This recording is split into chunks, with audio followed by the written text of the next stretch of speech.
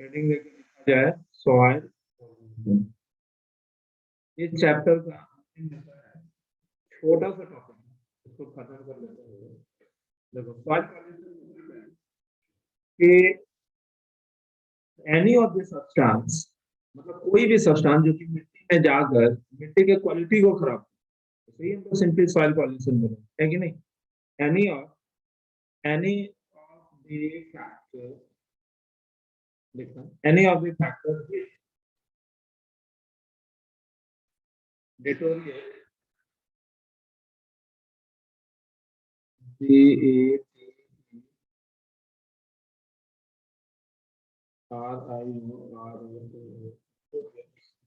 the quality deteriorates the quality, texture and mineral content। Quality, texture, हम तीन शब्द याद रखते हैं बस। Deteriorate the quality, texture and mineral content.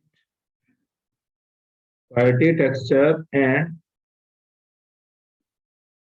Mineral content, समझे। Quality, texture and mineral content of the soil या फिर और which disturb the biological balance or which disturb the biological balance,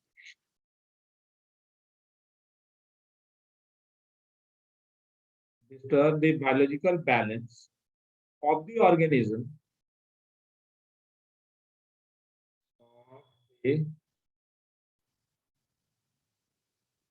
of the organisms in the soil is referred to as, in the soil is referred to as soil pollutants।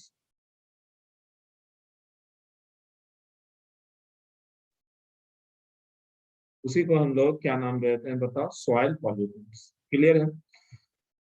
तो मतलब कि वो सारा substance जो कि soil के texture को disturb करे, टेक्सचर, क्वालिटी और मिनरल कंटेंट को गड़बड़ा दे, या बायोलॉजिकल बैलेंस को गड़बड़ा दे of living organism in this soil, उन सबों को हम लोग क्या नाम देंगे बताओ,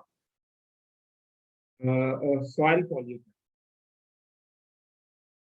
एसोसिएटेड विथ सॉइल पॉल्यूशन जो होता है, सॉइल पॉल्यूशन is associated, मेरे साथ साथ लिखते चले जाए, soil pollution is associated with, soil pollution कुछ एक चीजों पर निर्भर करता है। वो क्या क्या चीज होता है बताओ, चार बातें सुन लिखते हैं। Indiscriminate use of fertilizer, indiscriminate use of fertilizers, कि फर्टिलाइजर का एकदम अनाप शनाप यूज करने लगोगे ना फर्टिलाइजर्स का, तो वो जो होता है हमारा सॉइल पॉल्यूशन का मुख्य वजह। समझे बात को, कि सॉइल पॉल्यूशन का मेन वजह क्या होता है कि बहुत ज्यादा अगर तुम फर्टिलाइजर का इस्तेमाल करने लगोगे तो वो सॉइल पॉल्यूशन का मेन वजह। फर्टिलाइजर कंटामिनेट जो होता है सॉइल में, वो क्या करता है, धीरे धीरे सॉइल का ना एबिलिटी को घटा देता है, सॉइल के क्वालिटी को गड़बड़ा देता है। इसी वजह से तुम्हारा एक्सेसिव यूज ऑफ फर्टिलाइजर्स होना चाहिए या फिर नहीं होना चाहिए, बिल्कुल भी नहीं होना चाहिए। दूसरा जो फैक्टर होता है जो कि सॉइल पॉल्यूशन को बढ़ावा देता है, वो क्या होता है बताओ, indiscriminate use of pesticides, indiscriminate use of, indiscriminate use of pesticides, कि पेस्टिसाइड्स का अनाप शनाप जो अगर हम लोग इस्तेमाल करेंगे उससे भी सॉइल पॉल्यूशन को नुकसान पहुंचता है। जैसे कि पेस्टिसाइड्स क्या होता है, ये सबसे पहले कि व्हाट एक्चुअली पेस्टिसाइड मींस, कि पेस्टिसाइड जो होता है चार तरह से हम लोग, दो तीन तरह से पेस्टिसाइड्स क्या क्या हो सकता है बताओ, इंसेक्टिसाइड्स, इंसेक्टिसाइड्स हो सकता है, हर्बिसाइड्स हो सकता है, हर्बिसाइड्स, वीड किलर जिसको बोलते हैं, कीड़ा मकोड़ा मारने के लिए जो इस्तेमाल करेंगे पेस्टिसाइड उसको बोलेंगे इंसेक्टिसाइड। वो घास पतवार मारने के लिए जो हम लोग यूज करेंगे उसको हम लोग क्या नाम देंगे, हर्बिसाइड। और FUNGICIDS, फंगिसाइड्स मतलब फंगस वगैरह। फंगस जो है ना, याद रखना, हार्ब और फंगस एक ही टाइप का चीज है। हार्ब यूज ग्रीन पिगमेंट यानी कि क्लोरोफिल। फंगिसाइड में कोई क्लोरोफिल नहीं होता है। इसको ग्रो के लिए ना सनलाइट का जरूरत होता है, इसको ग्रो के लिए सनलाइट का जरूरत होता है कि नहीं होता है? नहीं होता। फंगस को ग्रो करने के लिए सनलाइट का यूज नहीं होता। ये सब छोटा छोटा बात है, इन सारी बातों को समझना। जैसे इंसेक्टिसाइड में आता है तुम्हारा, जैसे क्लोरीनेटेड हाइड्रोकार्बन, क्लोरीनेटेड हाइड्रोकार्बन्स की कई तरह का क्लोरीनेटेड हाइड्रोकार्बन है, वो इंसेक्टिसाइड के कैटेगरी में आता है। डीडीटी हो गया, BHC, डीडीटी हो गया, BHC हो गया, इस तरह का powder. Aldrin, malathion, ALDRIN, aldrin, MALATHION,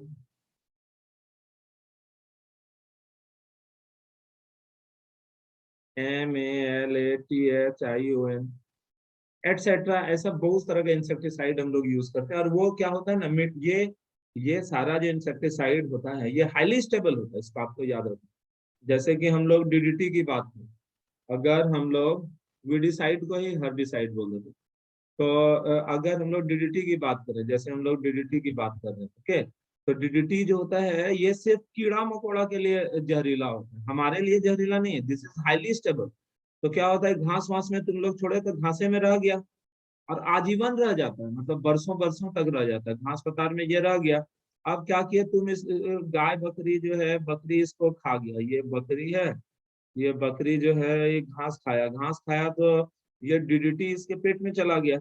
और डीडीटी को ये मेटाबोलाइज नहीं कर पाता है, इसलिए बकरी का जो अंडा देता है हरा हरा, तो उस अंडा में ये डीडीटी बाहर निकलता है कि नहीं निकलता है? नहीं निकलता। डीडीटी चूंकि मेटाबोलाइज नहीं हो पाता है तो उसी के शरीर में रह जाता है वो, उसके शरीर के मसल्स में। जो तुम लोग बाद में इसी बकरी को खाओगे तो उसके मसल्स में, उसका हड्डी पट्टी में ये डीडीटी रह गया, तो वो डीडीटी तुम्हारे मुंह में चला गया, पेट में चला गया, तो बताओ तो अल्टीमेटली तुमको नुकसान पहुंचाया कि नहीं नुकसान पहुंचाया?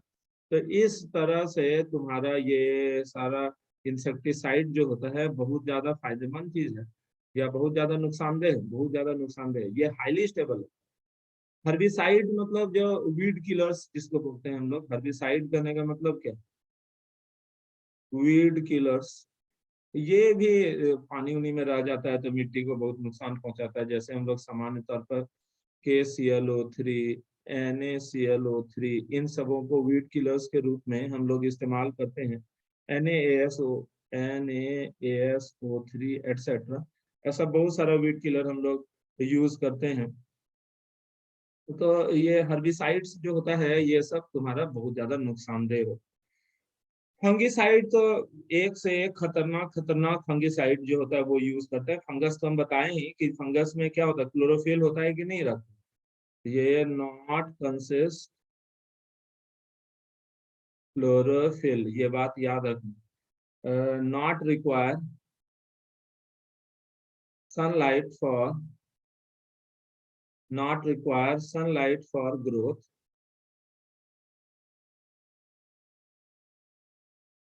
ये ग्रोथ के लिए सनलाइट का इस्तेमाल करता है या फिर नहीं करता है? इसको सनलाइट का जरूरत बिल्कुल भी नहीं पड़ता। क्लियर है?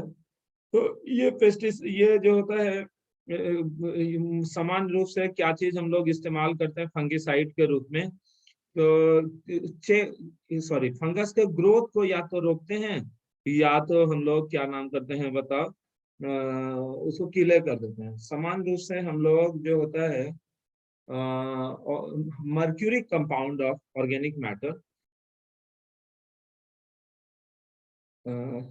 Organic compound of mercury is used as fungicide. Organic compound of mercury is used as fungicides के, फंगिसाइड्स के रूप में ऑर्गेनिक कंपाउंड ऑफ मर्क्यूरी जो होता है वो हम लोग ले लेते हैं। क्लियर है? तो खैर यहाँ देखो, आज जो लोग बाद में आए उन लोग देख लो, अभी जो हम लोग सॉइल पॉल्यूशन शुरू किए, सॉइल पॉल्यूशन में लिखे हैं कि वो सारा चीज जो कि मिट्टी के क्वालिटी को बिगाड़ दे, मिट्टी के टेक्सचर को बिगाड़ दे, उसके मिनरल कंटेंट को बिगाड़ दे, बायोलॉजिकल बैलेंस जो मिट्टी में रहेगा ऑर्गेनिज्म के लिए उसको बिगाड़ दे, तो वो सब सॉइल पॉल्यूशन के कैटेगरी में आता है। सॉइल पॉल्यूशन मुख्य रूप से किससे एसोसिएट होता है? इनडिस्क्रिमिनेट यूज ऑफ फर्टिलाइजर्स, कि फर्टिलाइजर का तुम बहुत ज्यादा इस्तेमाल कर रहे हो तो उससे तुम्हारा सॉइल पॉल्यूशन रिस्पॉन्सिबल होता है। Indiscriminate use of pesticides, pesticides का बहुत ज्यादा इस्तेमाल करोगे तो उससे सॉइल पॉल्यूशन रिस्पॉन्सिबल होता है। सॉइल पॉल्यूशन में जो पेस्टिसाइड यूज करते हैं वो समान रूप से पेस्टिसाइड और फंगिसाइड। पेस्टिसाइड मतलब कीड़ा मकोड़ा मारने के लिए जो सब्सटेंस का यूज किया, हर्बिसाइड मतलब खरपतवार नाशी जिसको तुम लोग बोल सकते हो, फंगिसाइड मतलब फंगस वगैरह को किल करे उससे। सॉइल पोल्यूशन के लिए होता है dumping of large quantity of waste material, dumping of large quantity of waste material. तो वेस्ट मटेरियल बहुत तरह का हो सकता है, ऑर्गेनिक वेस्ट भी हो सकता है, इनऑर्गेनिक वेस्ट भी हो सकता है। वेस्ट मटेरियल जो होता है ये बहुत तरह का हो सकता है, ये ऑर्गेनिक वेस्ट भी हो सकता है और इनऑर्गेनिक वेस्ट भी हो सकता है। क्लियर है? ऑर्गेनिक वेस्ट भी हो सकता है और इनऑर्गेनिक वेस्ट भी हो सकता है। ऑर्गेनिक वेस्ट करने का क्या मतलब होता है कि जिसमें कार्बन हो, जिसमें कार्बन नहीं होते, इनऑर्गेनिक वेस्ट हो सकता है। तो सुबह सुबह जो तुम्हारे सीनियर आते हैं रोज घर में कि गाड़ी वाला आया चलो कचरा निकाल वाला घना के साथ, वो जो सीनियर्स लोग आते हैं तुम लोग को दो डब्बा, एक ब्लू डब्बा और एक ग्रीन डब्बा देता है, जिसका कि कोई अच्छे से तुम लोग यूज भी नहीं करते हो, कि जो प्लास्टिक प्लास्टिक टाइप का चीज है वो एक डब्बा में रखना चाहिए जो कि बायोडिग्रेडेबल नहीं है, और एक ऐसा पेपर ऊपर या किचन का जो गंदगी रहा वो एक डब्बा में रखना चाहिए जो कि बायोडिग्रेडेबल है, और इसको अलग अलग उस गाड़ी में फेंकना होता है। तो सोचो कि तुम्हारे घर से डेली कितना निकलता है।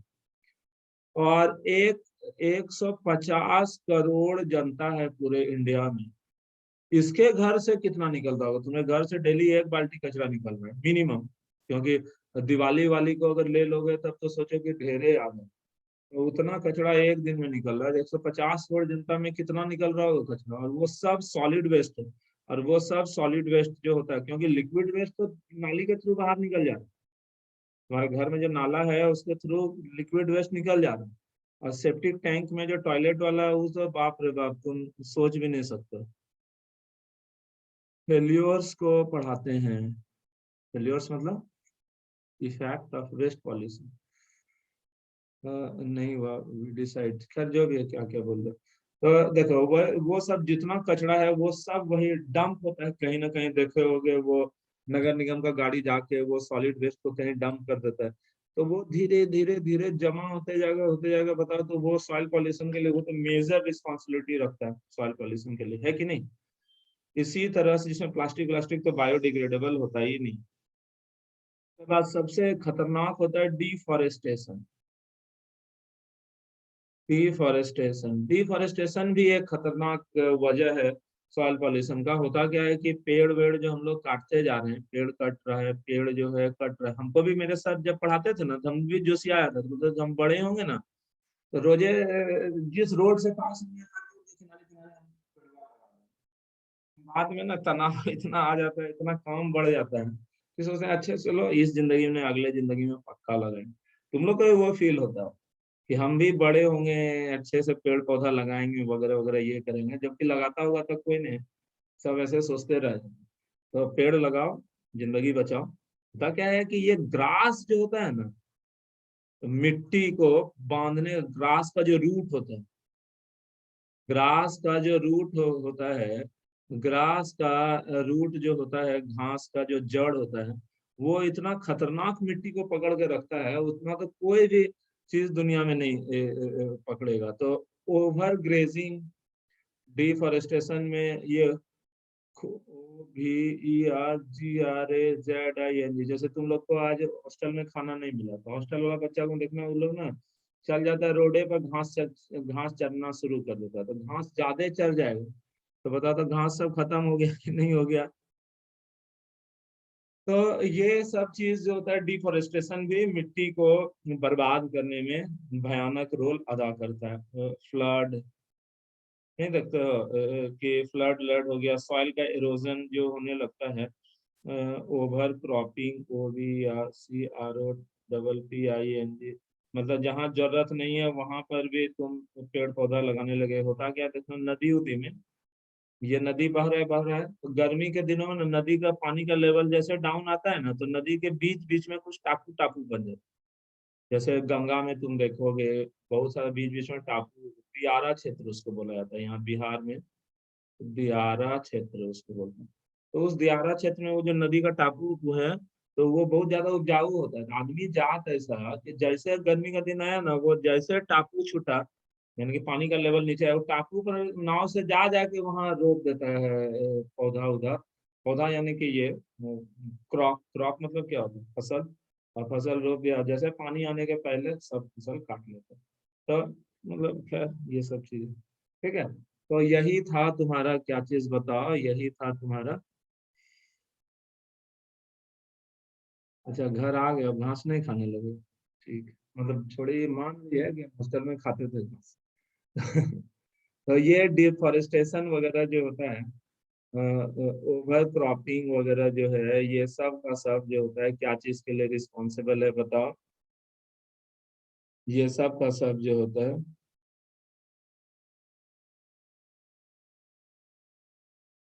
सॉइल पॉल्यूशन के लिए रिस्पॉन्सिबल होता है, जैसा कि तुम लोग जानो। समझे सॉइल पॉल्यूशन क्या होता है, खत्म हो गया इतना ही।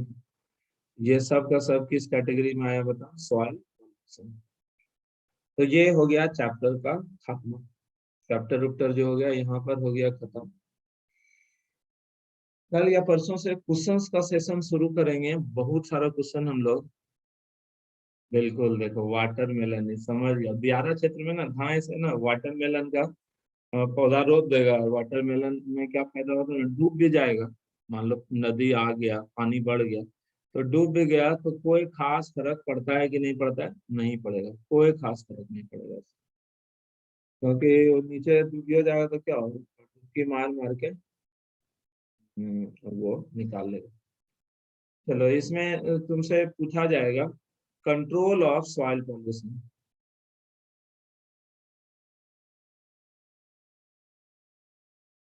कंट्रोल ऑफ सॉइल पॉल्यूशन, कि सॉइल पॉल्यूशन को हम लोग कैसे कैसे कंट्रोल करें। क्लियर है। Effect of water and soil pollution नहीं हुआ, समझे क्या क्या बोलते इफेक्ट ऑफ वाटर, तो शुरू में लिख दिया ना। तो देखो कैसे सॉइल पॉल्यूशन को हम लोग कंट्रोल करेंगे। Use organic fertilizers instead of chemical fertilizers, instead of chemical fertilizers। क्या तुम लोग को नहीं दिख रहा है, क्या ये स्क्रीन नहीं दिख रहा है तुम लोगों को जो अभी हम बोल रहे हैं। इस स्क्रीन दिख रहा है कि नहीं, use organic fertilizer instead of chemical fertilizer. अरे जिसको नहीं दिख रहा है उसका डिस्टर्ब है। Use organic fertilizer instead of chemical fertilizer, thank you thank you. चलो मतलब सुनते भी होगे ना कि गोबर उबर को गांव वगैरह में जमा करके सड़ा दिया जाता है, उसको फर्टिलाइजर के रूप में हम लोग यूज करेंगे, तो वो ज्यादा अच्छा फर्टिलाइजर होता है बजाय कि ये जो केमिकल फर्टिलाइजर के रेस्पेक्ट। क्लियर हुआ। Recycling of materials, recycling of materials like paper, recycling of materials like paper, cloths, plastics, glass etcetera, कि जो जैसे कि हम लोग वन सिंगल यूज प्लास्टिक हुआ और मल्टीपल यूज प्लास्टिक हुआ, जैसे बाल्टी है प्लास्टिक, तो वो एक बार खरीदे तो सालों साल यूज कर रहे हो, और उसको दोबारा से हम लोग गला के दोबारा से इस्तेमाल कर सकते हैं। लेकिन वो पत्र का पन्नी जो यूज कर रहे हो वो नॉन दोबारा यूजेबल है ही नहीं। तो उन चीजों से भी नुकसान होता है, समझ में आ रहा है ना।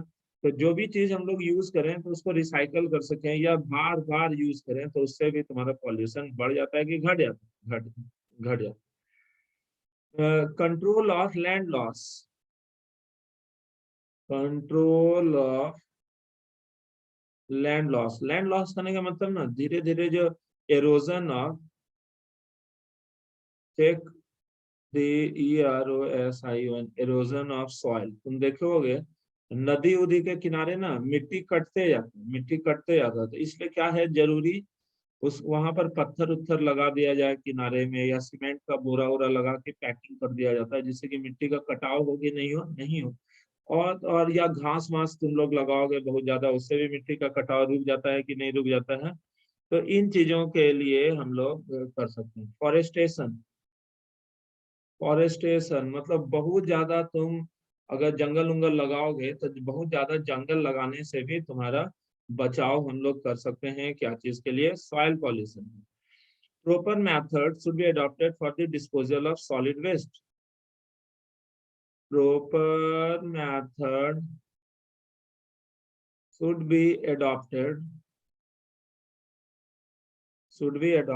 for disposal of adopted for disposal of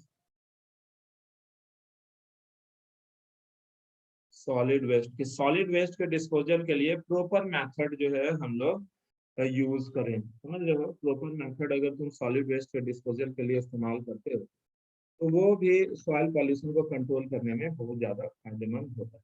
clear है? अब जो होता है कि इंडस्ट्रियल वेस्ट पूछेगा कि what is industrial waste and how many types can it be. यहाँ तक लिख लियो तुम लोग। क्वेश्चन है, क्वेश्चन है व्हाट इज इंडस्ट्रियल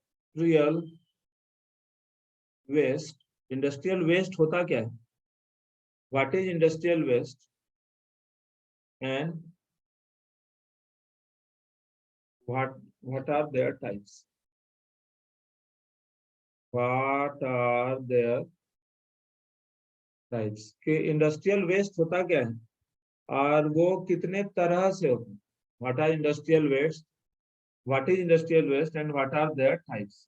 तो इंडस्ट्रियल वेस्ट जो होता है वो होता क्या है कि in solid waste can be placed, answer लिखना, industrial waste are this solid waste. Industrial waste जो होता है वो क्या होता है? सॉलिड वेस्ट और लिक्विड वेस्ट और गैसियस वेस्ट और गैसियस वेस्ट, जिसमें कि मेनली हम लोग किसको देखते हैं बताओ? सॉलिड वेस्ट की बात कर रहे हैं हम लोग। समझे? मेनली हम लोग किसकी बात कर रहे हैं बताओ? मेनली हम लोग सॉलिड वेस्ट की बात कर रहे हैं, mainly solid waste. That is used, industrial waste और the solid waste that is excreted out, that is excreted out from different industries in different form,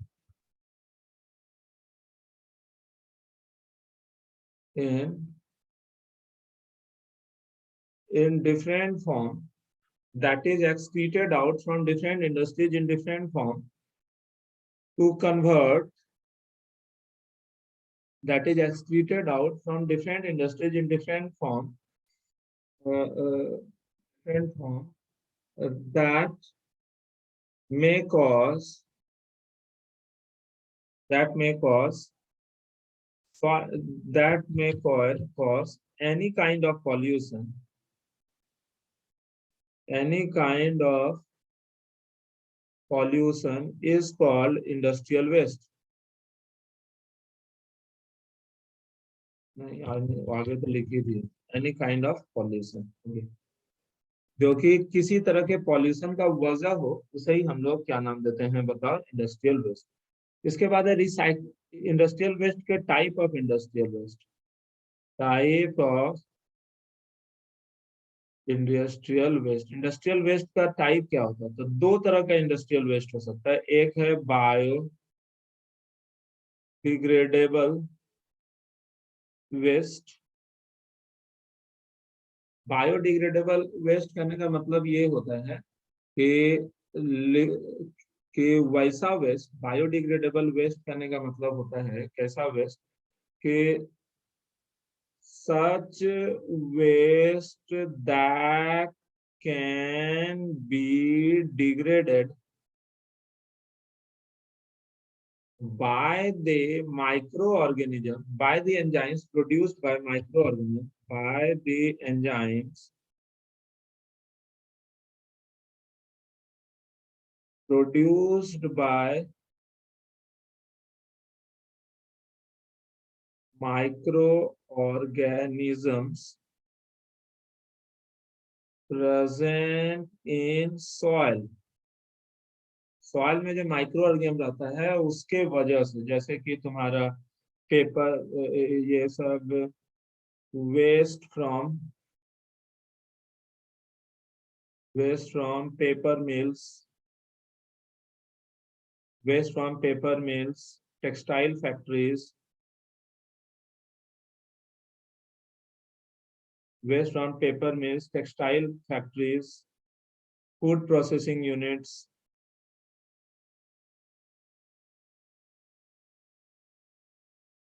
etcetera. मतलब कि होता क्या ना कि बहुत सारा सब्सटेंस मिट्टी में गया, तो मिट्टी में जो माइक्रो ऑर्गेनिज्म है, वो माइक्रो ऑर्गेनिज्म जो एंजाइम प्रोड्यूस कर रहा है, उस एंजाइम से अगर कोई वेस्ट पदार्थ जो है डिग्रेड हो गया, तो उसको हम लोग बोलेंगे बायोडिग्रेडेबल वेस्ट। जैसे कि कोई चूहा है, वो मर गया है, उसको मिट्टी में गाड़ दो तो डिग्रेड हो जाएगा पूरी तरह। लेकिन वो चूहे का साइज अब प्लास्टिक का चूहा है बना हुआ, उस प्लास्टिक के चूहे को मिट्टी में डाल डाल दो, कभी डिग्रेड होगा? नहीं होगा। तो प्लास्टिक वाला जो हो गया वो नॉन बायोडिग्रेडेबल हो गया, नॉन बायोडिग्रेडेबल वेस्ट। समझे? बायोडिग्रेडेबल वेस्ट क्या होता है, नॉन बायोडिग्रेडेबल वेस्ट क्या होता है। बायोडिग्रेडेबल वेस्ट करने का मतलब वैसा वेस्ट जो कि माइक्रो ऑर्गेनिज्म के फूड प्रोसेसिंग यूनिट्स एटसेट्रा। तो बायोडिग्रेडेबल वेस्ट करने का मतलब होता है कि वैसा waste, non biodegradable waste, WAST, waste, waste गदी, वेस्ट। समझे? जैसे कि क्या बोले नॉन बायोडिग्रेडेबल वेस्ट, कि जो कि डिग्रेड हो कि नहीं हो, नहीं हो। Such type of industrial waste, such type of industrial waste that cannot be degraded by the enzymes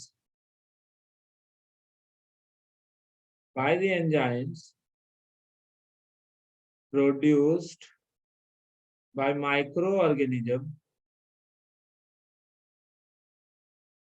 present in soil. कि सॉइल में जो माइक्रो ऑर्गेनिज्म है उसके द्वारा डिग्रेड होता है कि नहीं होता, नहीं होता। जैसे कि एज फॉर एग्जांपल तुम देखोगे केमिकल्स,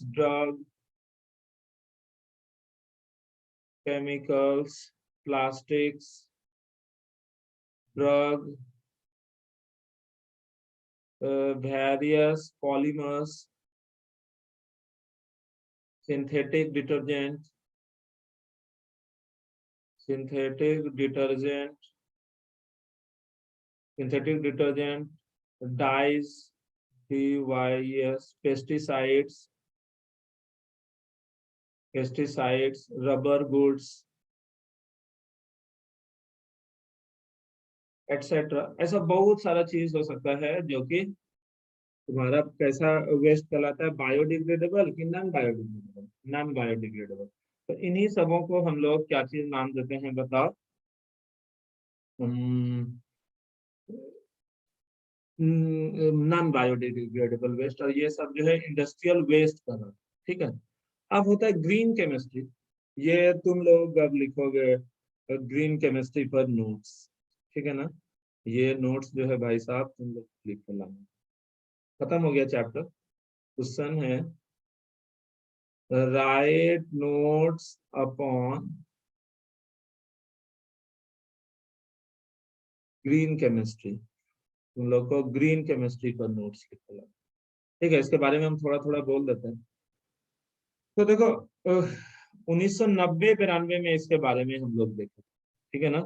जब एक तुम्हारा लॉ आया था, prevention act, pollution prevention act 1990 में, तो उसी के आसपास हम लोग इसके बारे में इस शब्द का खोज किए थे। तो होता क्या है, तुम लोग चाहो तो लिख सकते हो कि programme of developing new chemical products,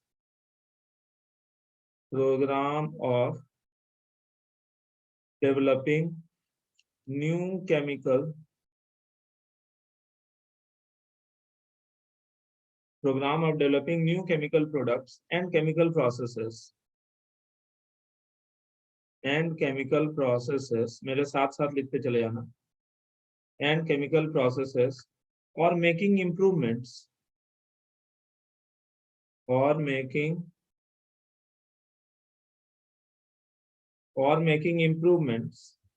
in the already existing compounds, in the already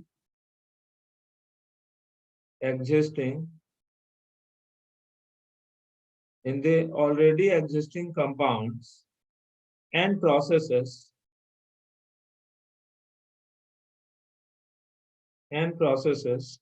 so as to make them less harmful, so as to make them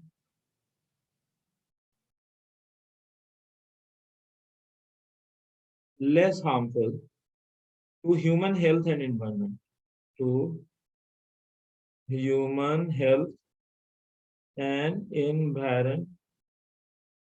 समझे, ह्यूमन हेल्थ और एनवायरमेंट के लिए मोर हार्मफुल हो कि less harmful हो। देखो 100% हम लोग तो नहीं बच सकते हैं, लेकिन जो हमारे हमारे लिए कम नुकसानदेह साबित हो, उसी के लिए हम लोग गौर कर रहे हैं। तो ग्रीन केमिस्ट्री इन इंडस्ट्रीज की, इंडस्ट्री में भी ग्रीन केमिस्ट्री आज के डेट में आया है। और वो कैसे कैसे आया, तो ग्रीन 10 मिनट और रहता तो खत्म ही हो जाता। ग्रीन केमिस्ट्री इन इंडस्ट्रीज की, इंडस्ट्री में ग्रीन केमिस्ट्री कैसे कैसे आया, तो dense phase carbon dioxide, development of dense phase carbon dioxide. Carbon dioxide का तो एक्सेसिव एमिशन हो ही रहा है दुनिया में, लेकिन उस CO2 को यूटिलाइज अगर कर ले हम लोग डेंस फेज में, उसको कई तरह से प्लूटोनियम पिट्स बनाने के लिए, सेमीकंडक्टर में, कई तरह का कपड़ा का सफाई में, या बहुत तरह का यूजेस हो जाता है CO2 का। रिसाइक्लेबल सॉल्वेंट के रूप में हम लोग इस्तेमाल करते हैं। तो वो बताओ, तो CO2 जो बहुत ज्यादा प्रोड्यूस हो रहा है ऑटोमेटिकली, उसको हम लोग सही मायने में इस्तेमाल भी कर सकते हैं। Development of fuel cell, development of fuel cell जो होता है डायरेक्ट जो होता है फ्यूल के अंदर स्टोर केमिकल एनर्जी को इलेक्ट्रिकल एनर्जी में कन्वर्ट कर देता है। तो बताओ, तो फ्यूल सेल का इस्तेमाल करें। और वो जो बड़का बड़का कांटी थर्मल पावर प्लांट है, तो बताओ, तो थर्मल पावर प्लांट में ज्यादा पॉल्यूशन हो रहा है कि फ्यूल सेल में? थर्मल पावर प्लांट में। तो इसमें भी होता है development of new method for synthesising, new method for synthesizing ibuprofen,